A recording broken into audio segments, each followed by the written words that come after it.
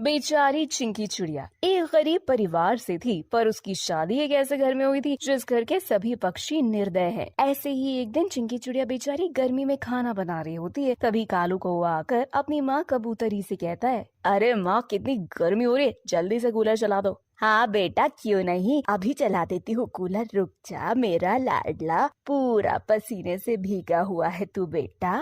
इतना बोलकर कबूतरी कूलर चला देती है और कालू कौवा कूलर की ठंडी ठंडी हवा खाने लगता है। कुछ देर बाद कबूतरी आवाज देते हुए चिंकी चिड़िया से कहती है, अरे ओ करमजली मनहूस, खाना बना है या नहीं? कहीं ऐसा तो नहीं कि तू आराम से रसोई में घोड़े बेचकर सो रही है? माँ जी, भला रसोई में कौन सो सकता है? सबसे ज्यादा गर्मी तो रसोई में ही होती है, और अगर मैं सो गई तो खाना कैसे बनेगा? चिंकी चिड़िया की ये बात सुनकर कबूतरी गुस्से में उसके पास जाती है और पास में पड़ा डंडा उठाकर उस चिड़िया को मारने लगती है और उससे कहती है, मनहूस कही कि तेरी हिम्मत कैसे हुई मुझे जवाब देने की? मैंने तुझसे जितना पूछा तू बस उतना नहीं बता सकती। तू मेरी सास बनने की कोशिश कर रही है? तेरी हिम्मत कैसे हुई मुझे जवाब देने की? नहीं माँ जी, ऐसा कुछ नहीं, मुझे माफ कर दो। तुझे माफ नहीं, सजा मिलेगी, तभी तेरी जुबान कम चलेगी। अगर मैं तुझे इस तरह से माफी देती रही तो एक दिन तो तू मेरे सर पर बैठकर नाचेगी।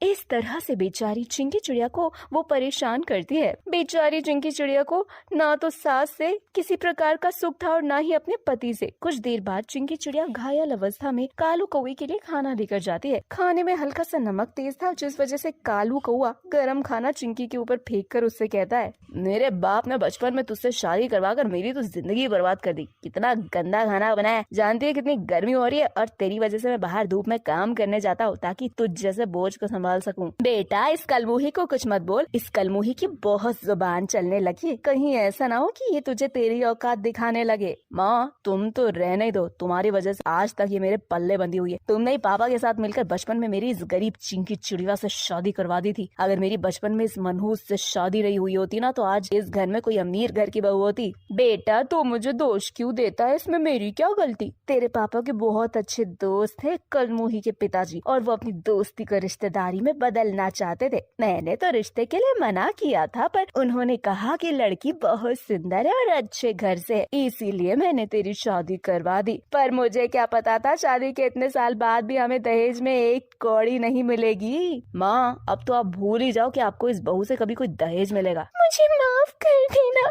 पर आप दोनों भी जानते हैं मेरे मायके वाले कितने गरीब हैं। उनके पास तो कूलर खरीदने के भी पैसे नहीं, वो आप सबको इतनी महंगी एसी कहाँ से ला कर देंगे? जानता हूँ बहुत अच्छे से, तू और तेरा परिवार गरीबी में सड़ कर मर जाओगे, इसीलिए मैंने नया रास्ता ढूंढा है जिससे मुझे मेरी पसंद की चिड़िया मिल जाएगी और माँ को दहेज में एसी। सच में बेटा, क्या सोचा है तूने? मुझे भी बता, मैं तेरी माँ हूँ ना। माँ, मैं आपको कुछ नहीं बताने वाला, आप बस इंतजार करो, आपको बहुत जल्द बहुत बड़ा सरप्राइज मिलने वाला है। इतना बोलकर कालू कौवा वहाँ से चला जाता है और शाम को अपनी माँ के लिए जब वो खाना लेकर आता है तो दोनों माँ बेटे भरपेट खाना खाकर सो जाते हैं और बेचारी चिंकी चिड़िया खाली पेट पानी पीकर सोती है। इसी तरह से कुछ दिन तो बीत जाते हैं और कबूतरी से इंतजार नहीं होता कि उसके घर में एसी कब आएगा। ऐसे ही एक दिन कबूतरी बैठकर पूजा कर ही रही होती है, तभी कालू कौवा अपने साथ एक रिंकी नाम की चिड़िया को लेकर आता है। रिंकी चिड़िया और कालू कौवे को साथ में देखकर चिंकी चिड़िया के होश उड़ जाते हैं और वो डरते हुए कालू कौवे से कहती है,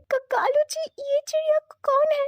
कहीं ये वही तो नहीं जिसकी आप बात कर रहे थे? क्या आप यही सरप्राइज देना चाहते थे माँ जी को? अरे तुझे क्या लगा तुझ गरीब के और बेवकूफ के पास बहुत ज्यादा दिमाग है? माँ, कहाँ हो तुम? जल्दी से आओ। अरे मुझे तो लगा था तुम गरीब के साथ बेवकूफ भी हो, पर तुम्हारे पास तो सच में बहुत दिमाग है। और अपने बेटे कालू को चिड़िया के साथ देखकर हैरान होते हुए अपने बेटे से कहती है, अरे बेटा, ये कलूटी चिड़िया कहाँ से उठा लाया तू? कहीं तूने इस कलूटी से शादी तो नहीं कर ली?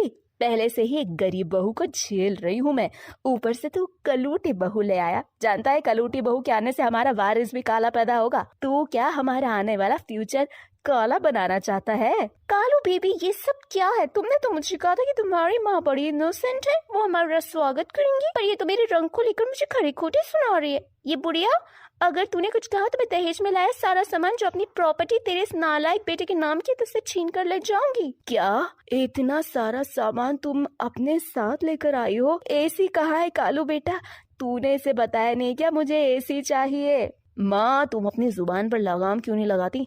पहले मेरी बात तो सुन लो। ये रिंकी मेरी बीवी रिंकी है। और माँ मैं रिंकी को पिछले 1 साल से जानता हूँ। हम दोनों एक दूसरे से बहुत प्यार करते हैं, इश्क वाला लव। वो सब तो ठीक है बेटा, पर काली चिड़िया ही क्यों? और ये मनूज भी इस गरीब मनूज की तरह एसी लेकर नहीं आई तो फायदा ही क्या है अमीर होने का? माँ बस भी करो तुम, मेरा घर बसने से पहले ही उजाड़ना चाहते हो। एक बार मेरी पूरी बात तो सुन लो। रिंकी चिड़िया का खुद का बिजनेस है एसी का, और वो एसी लेकर नहीं आई क्योंकि वो आपको अपने साथ शोरूम ले जाना चाहती थी ताकि आप अपनी पसंद का एसी ले सको। आप खुद सोचो ना, जिस काली सौतन ने अपनी गरीब सौतन के लिए सामान लिया, वो वाला आपकी इच्छाओं को कैसे पूरा नहीं करेगी? रिंकी चिड़िया के पास वो सब है जो आपने कभी देखा नहीं और कभी सुना नहीं। इतना बोलकर कालू कौआ अपनी माँ को कमरे में ले जाता है और अपनी इस चाल के बारे में बताता है कि किस तरह उसने जानबूझकर रिंकी चिड़िया को अपने प्यार के जाल में फंसाया। क्योंकि रिंकी चिड़िया का रंग काला था इसलिए उससे कोई शादी नहीं करना चाहता था, पर कालू कौए को तो सिर्फ उसकी दौलत से प्यार था। अपने बेटे की सच्चाई सुनने के बाद कबूतरी बहुत खुश होती है और अपने बेटे से कहती है, अरे वाह बेटा, आखिर तूने दिखाई दिया कि तू मेरा बेटा है। आखिरकार ले ही आया तू उस चिंकी चिड़िया की काली सौतन इस घर में। अच्छा